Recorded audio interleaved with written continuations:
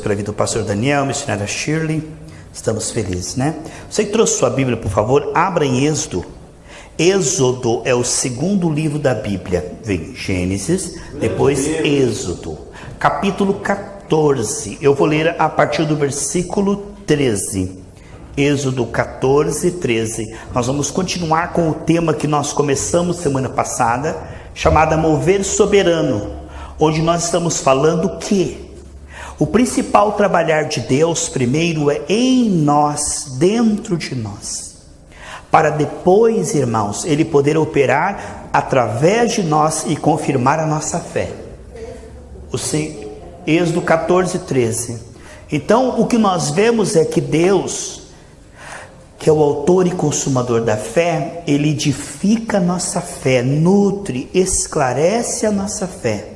E depois Ele confirma, Ele nos ensina a pôr em ação, a semear no Espírito. Aqui em Êxodo 14, 13, diz assim: Moisés, porém, disse...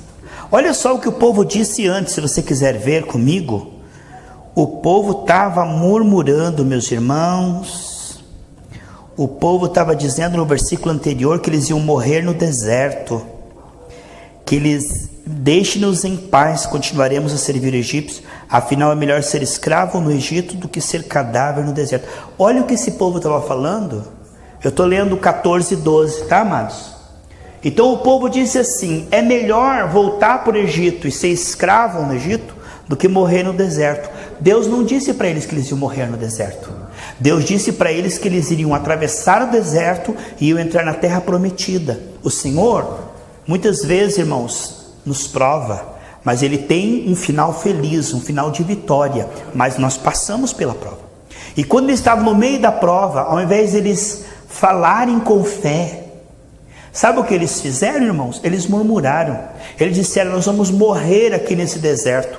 Deus não disse que eles iam morrer no deserto, mas o que eles falaram aconteceu. Eles morreram no deserto, porque eles duvidaram de Deus, da palavra de Deus, da promessa de Deus. Isso é muito sério que a gente fala, né? Aí no versículo 13, você está vendo, são duas pessoas, irmãos. O povo no 12 está dizendo: nós vamos morrer nesse deserto. Mas Moisés está na mesma situação. Moisés está passando a mesma luta, porque ele estava de frente do mar e Faraó com seus cavaleiros estavam chegando.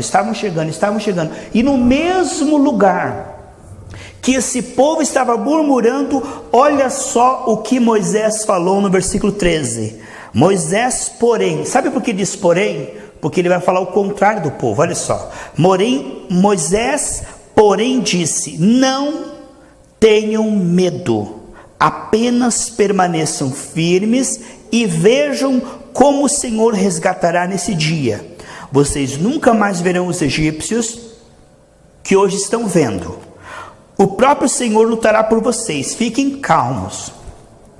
Aí, no versículo 15, veja só que coisa tremenda. O povo murmura, Deus está calado. Moisés fala uma palavra de fé. O que acontece na sequência? Deus fala.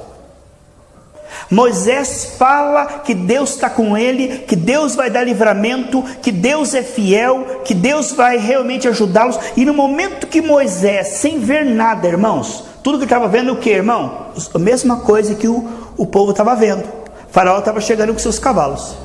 Mas Moisés diz uma palavra de fé. E assim que Moisés diz uma palavra de fé, aqui em Êxodo 14, 14, o Senhor fala. Aí o Senhor fala: por que vocês estão orando ainda? Para de orar agora. Tem hora para orar e hora para agir, irmãos. Por isso que é oração, orar e ação. Tem momentos que é para a gente falar com Deus, e há momentos para nós agirmos no nome do Senhor. Aí Deus diz: por que vocês estão orando? Ei, olha o que ele diz: por que vocês estão clamando a mim? Diga ao povo que marchem. Mas marchar para onde? Para dentro do mar? Olha o que ele diz no versículo 15: toma a sua vara, estenda a mão sobre o mar, divida as águas para que os israelitas atravessem pelo meio do mar em terra seca. Deus disse para Moisés: divida o mar. Deus diz: Moisés, divida o mar. Mas como que ele vai dividir o mar? Por quê? Porque Deus estava ali para confirmar, irmãos. Coisa tremenda quando Deus nos pede coisas que são impossíveis. Moisés, levante o seu cajado e divida o mar. Amados, demorou 80 anos para Moisés ser esse homem de fé. A vida de Moisés é dividida em 3 partes de 40 anos. Ele viveu 120 anos. E ele, no final da vida, com 120 anos, ele estava cheio de saúde, enxergando bem. Deus recolheu o seu sopro, levou ele no cimo do monte com Arão, e ali Deus recolheu Moisés, porque Moisés não morreu de doença, nem morreu de nada, ele estava com saúde, Deus apenas o levou. Então Deus não tem que levar nós com doença, Deus pode nos levar, ele deu o sopro, ele tira e leva. No piscar de olhos você está na cama, no outro piscar de olhos você está no paraíso. Jesus disse para o ladrão da cruz, hoje mesmo tu estarás comigo no paraíso. Então Moisés, ele viveu 120 anos, foram 3 partes de 40 anos. Quando Moisés tinha 40 anos, que ele descobriu que o povo hebreu estava sendo judiado, escravizado por Faraó, ele tomou uma atitude na carne. Ele falou, eu vou resolver isto. Ele era imaturo, irmãos. Ele amava a Deus, mas ele era despreparado. Ele era uma pessoa que precisava de obras profundas de Deus no seu coração. Aí ele pegou e falou assim, eu vou resolver isso. Eu sou o filho de Faraó, eu posso resolver isso. Chegou lá, tinha um egípcio batendo num escravo hebreu. Ele pegou e matou o egípcio. Quando descobriram isso, ele tentou enterrar o egípcio. Mas o vento bateu, a areia saiu do lugar, apareceu o pé do camarada. Ele não conseguiu fazer bem feito, porque a obra de Deus não é feita na carne, na loucura, sabe, com força e por violência. Quando Moisés viu que não pôde resolver o problema, ele pegou e saiu correndo, fugiu do Egito. Com 40 anos ele saiu do Egito e foi ser pastor do seu sogro. Ele ficou 40 anos sendo pastor. E quando ele tinha 80 anos, o Senhor apareceu na sarça ardente e falou, agora você vai livrar o meu povo de Israel. Então, os primeiros 40 anos de Moisés, era o filho da filha de Faraó. Ele era aquele importante, eu sou, eu faço, eu aconteço. Ele queria servir a Deus, mas ele era cheio de si. Ele era um homem importante, inteligente, tinha conhecimento da ciência egípcia, era um homem culto. Mas ele estava querendo servir ao Senhor. Ele amava o Senhor, mas não tinha bom entendimento. Deus precisou esvaziar toda essa soberba, essa meninice, sabe? Deus o levou para o deserto para ficar junto com as ovelhas, assim como Davi passará tempo com o Senhor. E ali Moisés aprendeu a depender do Senhor, que ele não era nada, que ele dependia do Senhor para as gramas nascerem ali, e as ovelhas comerem, senão as ovelhas morriam. Ele dependia da chuva, ele dependia do sol, ele dependia do Senhor para livrar dos lobos que comiam as ovelhas. Então ele aprendeu, irmãos, 40 anos no deserto.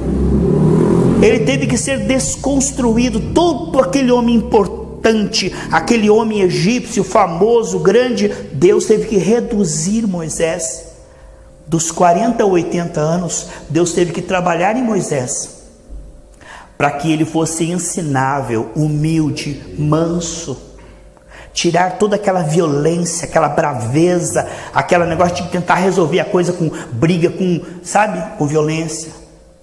Foi 40 anos ali no deserto. Quando completou 40 anos, irmãos, veja como coisa tremenda, o tempo profético de Deus.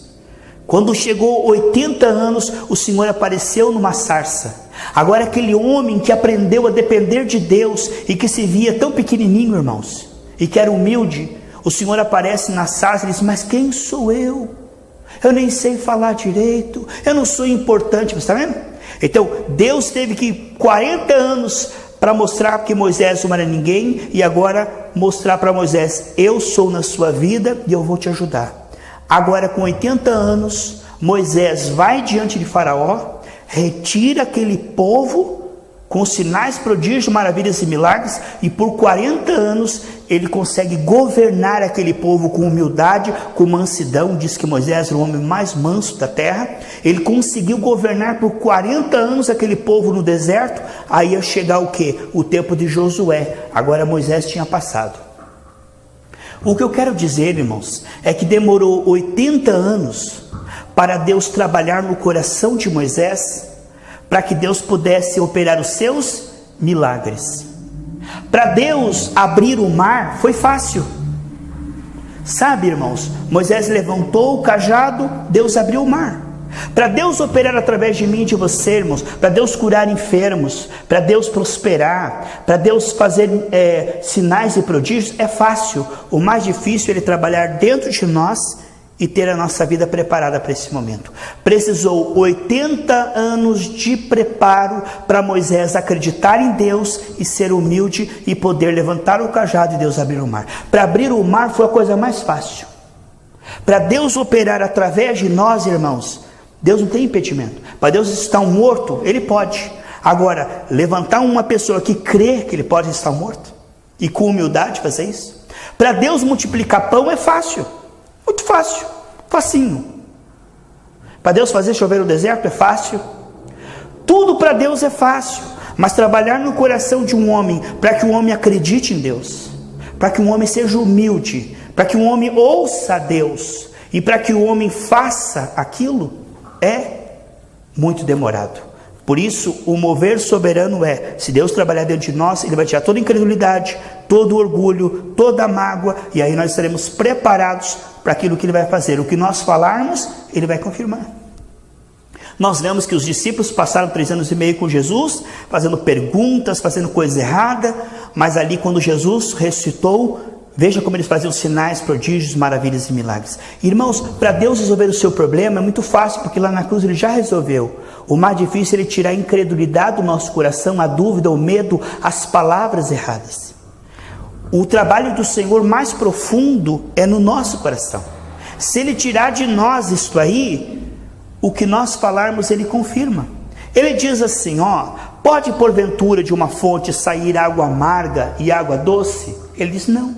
Por exemplo, eu vou pôr a mão no enfermo e vou tentar soltar água doce, água do milagre. Em nome de Jesus, seja curado. Mas se eu uso a minha língua, irmãos, para falar mal das pessoas, para contender, para criticar, com violência, se eu fico soltando água amarga, a hora que eu pôr a mão, não vai fluir água doce. Não vai funcionar a minha fé. Se eu vivo com mágoa, se eu vivo misturado com mundanismo, com água amarga, água suja, a hora que eu ponho a mão e digo assim, em nome de Jesus, não vai acontecer nada. Porque nós temos que aprender a guardar a nossa língua, os nossos olhos, os nossos pés, nos conservar separados, não religiosamente, mas pela graça. Então veja a obra que Deus teve que fazer em Moisés, para depois operar através da vida de Moisés. Irmãos, é um trabalho árduo mudar o coração de uma pessoa. Geralmente nós pensamos que somos diferentes, um é loiro, um é moreno, um é alto, é baixo, mas aqui dentro todos pecaram e carecem da glória de Deus. Obras profundas. Deus apareceu num sonho para José e disse que ele iria governar. Sabe, para Deus fazer isso é muito fácil. Mas para Deus transformar aquele menino José mimado, filhinho de papai, numa pessoa da alta confiança do Senhor, demorou 13 anos. 13 anos. Deus deu o sonho para ele, mas demorou décadas. Ele teve que passar pela casa de Potifar, pela prisão, e quando ele tinha em torno de 30 anos, irmãos, aí ele estava preparado para entrar no governo de Faraó e ajudar o mundo inteiro sem mágoa dos seus irmãos, coração perdoador. Quando Deus falou com Davi também, a Bíblia diz que Deus falou com Davi quando ele era jovem, e Samuel foi lá e ungiu. Mas Davi não foi ungido, e depois ali, no outro dia ele sentou no trono de ouro e falou, pronto, Deus me ungiu. Irmãos, demorou em torno de 13 anos. Davi sendo perseguido por Saul, fugindo das cavernas, perdoando, amando, adorando a Deus, sofrendo muito. Olha, Deus trabalhando na humildade, no caráter de Davi, desde a sua unção, até que ele começou realmente, irmãos, a reinar. Demorou muito tempo.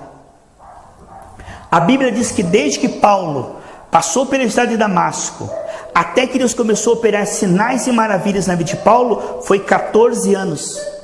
14 anos.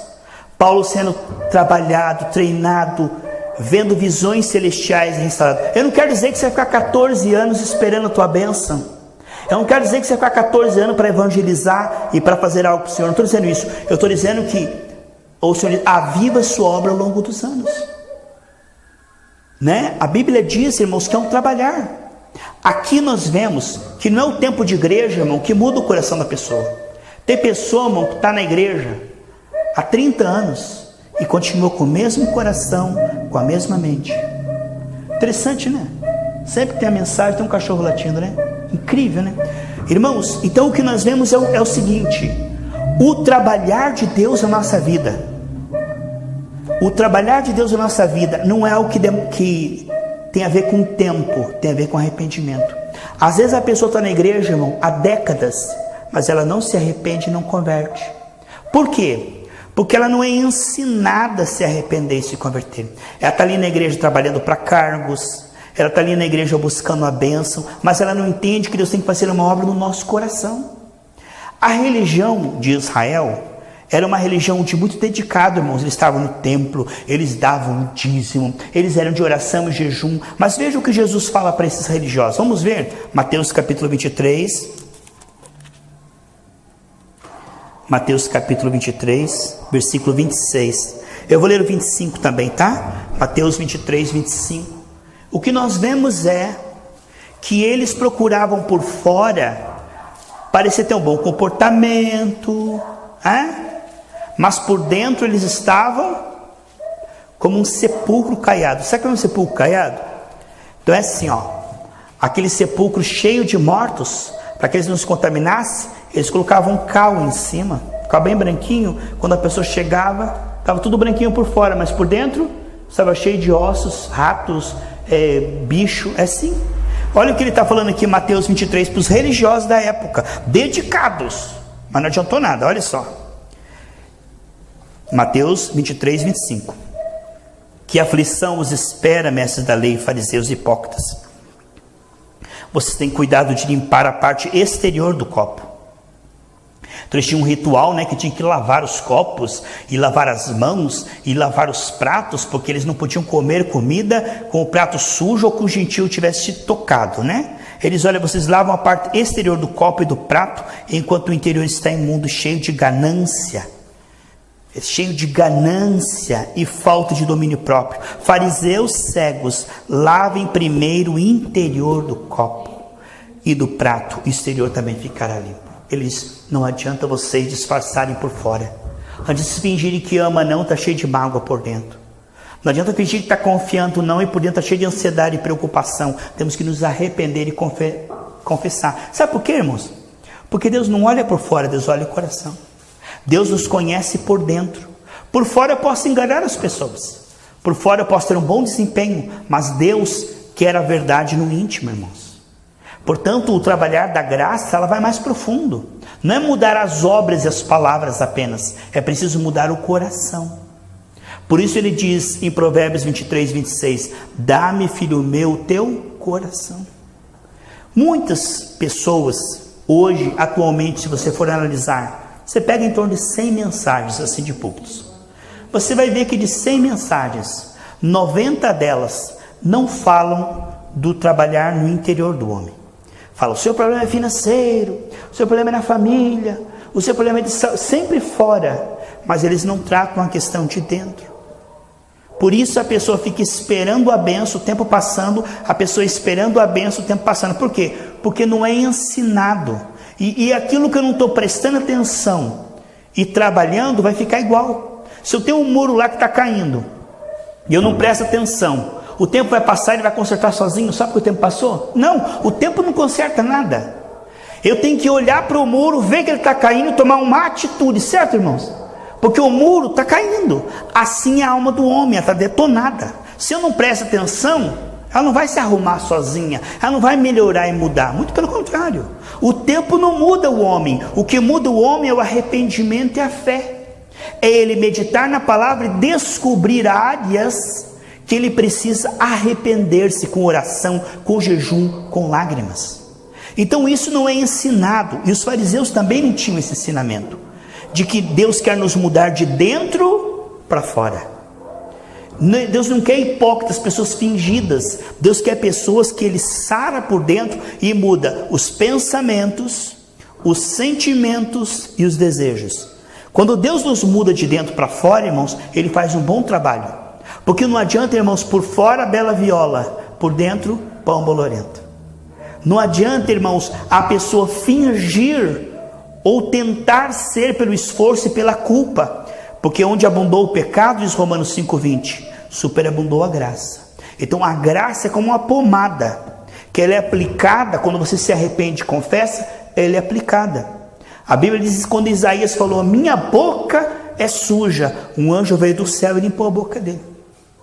Não limpou os olhos, não limpou os ouvidos, limpou a boca. É onde eu descubro que está dando errado. 2 grandes profetas do Antigo Testamento, irmãos. Isaías disse, a minha boca é suja. E Jeremias disse assim, eu não sei falar. E o Senhor diz, eu sou com a sua boca, eu vou te ensinar a falar. Então esse trabalhar de Deus na nossa vida, irmãos, é um mover soberano. Sabe, é muito desprezado pelos pastores atuais. Os pastores não falam dessa questão interior e não tratam a questão do mover de Deus no nosso coração. Isso é quase que não é tocado. Às vezes, irmão, numa pregação, se cobra um comportamento aqui, uma mudança ali, mas nem se ensina como. É como, pare com isso. Mas como é que eu vou parar? Não sei, eu também estou tentando e fingindo e não sei como. Quer dizer, não é uma coisa com entendimento, é uma culpa, uma forçação de barra, uma cobrança, mas não é assim que Deus opera, irmãos. Deus opera pela graça. É preciso compreender a ferida, as características dela, e compreender a pomada que é a graça. Então quando eu descubro algo na palavra de Deus que está errado na minha vida, não adianta eu me culpar, não adianta eu me esforçar para tentar parar com aquilo. Eu tenho que me humilhar diante do Senhor e dizer, Senhor,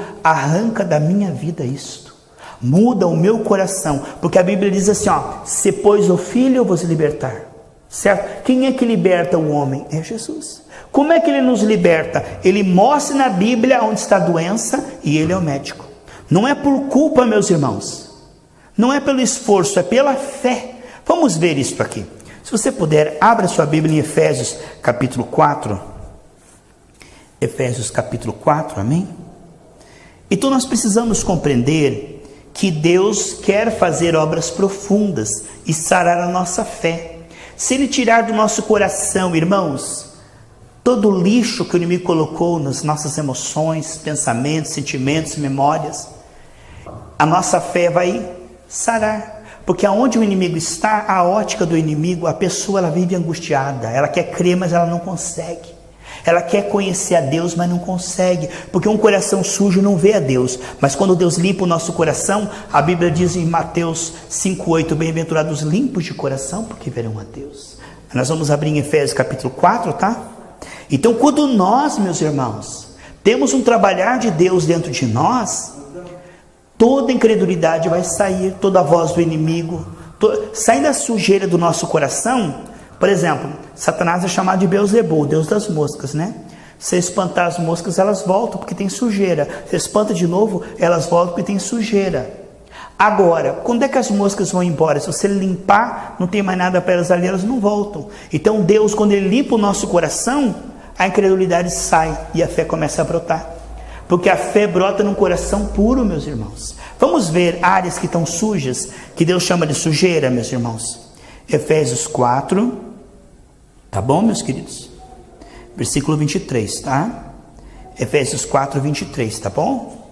Então, nós vemos que Deus tem um trabalhar, meus irmãos. A palavra de Deus vai mostrar, não para gerar culpa ou condenação, mas para gerar em nós o quê? Um arrependimento, um voltar-se para Deus. E Deus, não como ouvinte esquecido, mas eu vou misturar essa palavra com fé, eu vou orar, eu vou me lembrar, eu vou misturar essa palavra com oração, o Senhor vai arrancar da minha vida essas coisas. E quando essas coisas vão saindo, irmãos, a fé vai brotando. Quando a fé vai brotando, irmãos, tudo que nós falamos e tudo que nós fazemos com fé, tudo é possível que crer. Portanto, a nossa fé é vitaminada quando todo lixo, todo espinho, quando, meus irmãos, todas as pedrinhas, todos os traumas vão saindo de dentro de nós. São coisas escondidas, estão em trevas ali, escondidas no escuro. Mas quando a luz do Senhor brilha, ó, vai mostrando aquilo ali. Vamos ver? Se você puder ler junto comigo, acompanha aí Efésios 4, a partir do 23, né? Deixe que o Espírito Santo renove seus pensamentos e atitudes. Vamos dar uma pausa aqui. Irmãos, tem gente que pensa que está pensando tudo correto. Deus é o único lúcido. Toda sabedoria onisciente é Deus. Nós não imaginamos, irmãos, o quanto nós não sabemos. Sabe, irmãos? Nós não imaginamos. Olha, com um Deus tão sábio, a gente se conforma na nossa ignorância. Deus muda os meus pensamentos, meu Pai, e as minhas atitudes. O que está dizendo ali no versículo 23? Deixe que o Espírito Santo renove os seus pensamentos e atitudes. Há uma necessidade do Senhor trabalhar no nosso querer, no nosso efetuar, dentro e fora, dentro e fora. Há uma necessidade, veja lá. Revistam-se da nova natureza, criada para ser verdadeiramente justa e santa como Deus. Irmãos, essa nova natureza tem uma linguagem. A linguagem da nova natureza é a fé. Irmão, você sabe qual é a linguagem do cachorro? Au, au, au. Por que a linguagem do cachorro é au, au, au? Porque a natureza dele é. Por que a galinha faz có, có, có, có, có? Por quê? Porque é a natureza dela. Conforme a natureza da pessoa é a sua linguagem. O cachorro late, o cavalo relincha, o elefante faz aquela coquetromba lá, aquele barulho lá, né? Cada animal tem a sua natureza e a sua linguagem. Você nunca vai ver uma galinha relinchando. Você nunca vai ver uma vaca tossindo, né? Quer dizer, não, isso não é da natureza dele. Cada animal tem uma linguagem. E quando nós nascemos de Deus, nós ganhamos uma linguagem. A linguagem da fé. Mas como que nós éramos antes de ter essa linguagem? A linguagem da preocupação, da fofoca, da tristeza, da reclamação. A linguagem do quê? Do mundo. Quando Deus muda o nosso coração, Ele muda a nossa linguagem, irmãos. E a linguagem da nova natureza é a fé, o amor, é a intercessão, é a adoração. Amém, queridos? Olha lá. Revistam-se da nova natureza, criada para ser verdadeiramente justa e santa como Deus. Então, assim como uma semente, irmãos, tem no seu DNA tudo que a planta vai ser. Tudo. Numa semente tem uma floresta, porque numa semente tem uma árvore que tem milhões de semente igualzinha, que vai formar mais árvore, que vai gerar mais semente, que vai gerar mais árvore. Então numa semente tem uma floresta inteira. E naquela semente ali, ó, tá tudo que a árvore vai ser. Aqui, ó, nessa semente que é a palavra de Deus, se você meditar nela, é tudo que Cristo é, você vai ser, e Cristo em você e você em Cristo. Porque essa semente, ela entra, ela germina e ela frutifica. É a palavra de Deus. Veja lá. Portanto, abandone o que, irmãos? A mentira. Olha aí, contamina. Diga uma verdade ao seu próximo, pois somos parte do mesmo corpo. Nós somos o corpo de Cristo, né? Deixa eu tentar enganar o seu irmão. Deus está vendo tudo, para que tentar enganar as pessoas? Não adianta você tentar enganar, isso é perda de tempo, porque Deus está vendo tudo, né? Enganar as pessoas é fácil. Não, eu não fiz, mas Deus está vendo. Não adianta. Então vamos falar a verdade, é o que diz ali. Pare de dizer a mentira, pois somos partes uns dos outros. Não pequem ao permitir que a ira controle vocês. Não deixe que a ira, a raiva, não seja nervosinho, brabinho, tacar as coisas na parede, gritar. Esse não é o caminho. Ele falou, parem de mentir e deixem de ser nervosinhos. É isso que contamina o homem. Agora, você sabe, irmãos, as pessoas que não têm o Espírito Santo, elas não veem isso como pecado. Elas não veem isso como contaminação e como problema. Isso é na minha natureza. Eu nasci, minha família é assim, meu avô é assim, eu tenho sangue nervosinho mesmo, é o meu jeito de ser. Não, mas o jeito de Cristo é manso e humilde de coração. Você era assim antes de nascer de Deus. Quando você nasce de Deus, você tem uma nova natureza.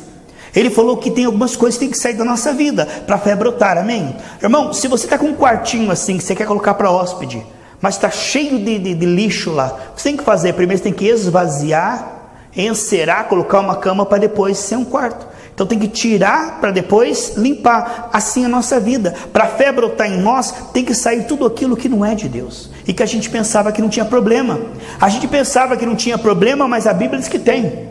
Aqui ela diz, primeiro, pare de mentir. Depois ele diz o que, irmãos? Pare de ficar brigando, sejam mansos. Acalme a ira antes que o sol se ponha. Quer dizer, não deixe para amanhã. Tem gente, irmão, que está brigando e fica falando coisa de antes de ontem, ontem. Sepulta o ontem não existe, irmãos. Esqueça, não deixe o sol se pôr com você ainda irado. Resolva isso antes do sol se pôr. Não, acabou. Vou virar a página, está perdoado, em nome de Jesus, não vou mais falar nisso. É o que a Bíblia está dizendo aqui. Pois ela cria oportunidades para o diabo. Aqui está dizendo que a pessoa que continua magoada, ela está dando lugar para o diabo. Tem gente que fica tocando naquilo que já passou, né? Tem gente que gosta de enterrar cadáver, irmão. Você desenterra cadáver, aquilo ali está a pele caindo, aquilo cheio de bicho, aquilo fede. Tem gente que gosta de enterrar cadáver na hora da briga, há 35 anos atrás. Irmão, desenterra cadáver, deixa o passado para lá. E desenterra. Mas semana passada, imagine, já está sepultado, deixa a semana passada para lá. E tem gente que tem uma memória, irmão, de 100, tem 1 terabyte de memória. Mas o que tem de memória, irmão, mas mas lembra de tudo, irmão, lembra, e há 18 anos atrás, e há 19 anos atrás, e há e vai jogando em cima da pessoa, aqueles cadáveres, vai lutando de caveira em cima da pessoa. A Bíblia diz, deixa o passado para lá, Deus te perdoou, perdoa também, esqueça, vire a página. Porque maldade, irmãos, que fazem com você, eles vão pagar. Mas a mágoa, a amargura que você faz, é culpa tua, você que vai sofrer. Porque a amargura, ela pode destruir a tua vida, né? Quem é ladrão, para de roubar. Em vez disso, use as mãos para trabalhar com empenho e honestidade, e assim ajudar generosamente os necessitados. Pare de ser um sanguessuga, um vampiro, uma pessoa que não produz nada, uma pessoa que não trabalha, uma pessoa que não produz, uma pessoa que não é útil, uma pessoa que não ajuda ninguém, uma pessoa que não faz nada de bom nessa terra, está ocupando espaço e ocupando o ar. Aquele narizão, e o ar vai entrando, e solta gás carbônico, não vale nada, irmão, não trabalha, só come, só dorme, não faz nada de bom, a vida está passando, não faz nada de bom, aí para de ser assim, preguiçoso, e vai trabalhar, e vai produzir, e vai ganhar dinheiro, e vai ajudar as pessoas. É o que ele está falando aqui. Eu escrevi isso aqui, meu irmão, eu só estou lendo, isso vale para mim também. Evite linguajar sujo e insultante, né? Larga de falar, ficar contando piadinha suja, essas brincadeirinhas sem graça, ficar insultando, ficar arrumando confusão. Que as suas palavras sejam boas e úteis para dar ânimo àqueles que ouvem. Sabe, levante as pessoas, ajude as pessoas. Tem aqueles amigos, irmão, que eles servem para derrubar você. Você pergunta assim, você conhece Oswaldo? Oswaldo não. Não, aqui tem uma orelhinha grande. A orelhinha, conheço, a orelhinha seca, conheço. Ele só conhece o seu defeito, irmão. Ele só chama você pelo seu defeito. Deus chama nós em Cristo. Ou tem amigo, irmão, que é para colocar trauma. Ele procura um defeito.